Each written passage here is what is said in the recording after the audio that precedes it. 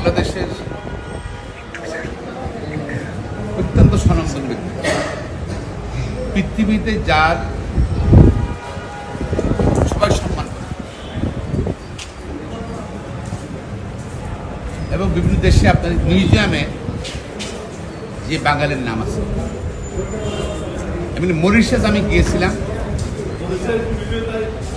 Mauritius দ্বীপ রাষ্ট্র, সেখানে মিউজিয়ামে কিন্তু ডক্টর ইউনূসের ছবি আমি দেখে আসছি ব্যক্তিগতভাবে। এই ব্যক্তিটাকে কিভাবে হ্যারাসমেন্ট করতেছে অকল্পনীয়। এটা আমি মনে করি যারা হ্যারাস করতেছে তাদের সম্মান নষ্ট হচ্ছে, সরকারের সম্মান নষ্ট হচ্ছে, বাংলাদেশের সম্মান নষ্ট হচ্ছে। তার সম্মান নষ্ট করতে গিয়ে তারা তাকে প্রসিকিউট করতে চেষ্টা করছে, বিভিন্নভাবে হয়রানি করছে, মামলা করছে, তারাই ক্ষতিগ্রস্ত হচ্ছে, বাংলাদেশের ইমেজ ক্ষতিগ্রস্ত হচ্ছে।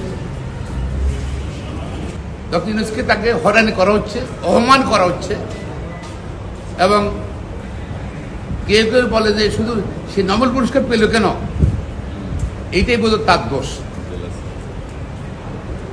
তারা নোবেল পুরস্কার তো সে নিজেকে দেয়নি, কমিটি আছে তারা ডক্টর ইউনূসকে দিয়েছে। এই জন্যই তার প্রতি হিংসা বিদ্বেষ হতে পারে, অনেক লোকজন বলছে। তাই মনে করি হয়রানি বন্ধ করা হচ্ছে ডক্টর ইউনূসের ভাই, হয়রানি বন্ধ করা উচিত। তাকে দেখেন ঢাকা কোর্টে তো অনেকেই যায়, সবাইকে কাঠগড়ের ভিতরে ঢুকায়, ইয়ের ভিতরে ওই খাসার ভিতরে ঢুকায়। মানে অপমানের সীমা কোথায় যেতে পারে?